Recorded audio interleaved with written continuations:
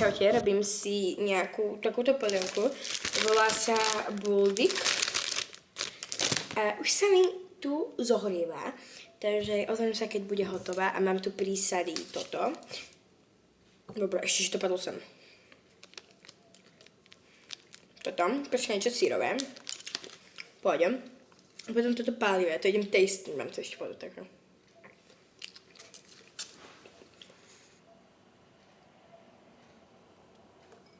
OK, dobre, radšej sa vám ozvem, keď to budem robiť.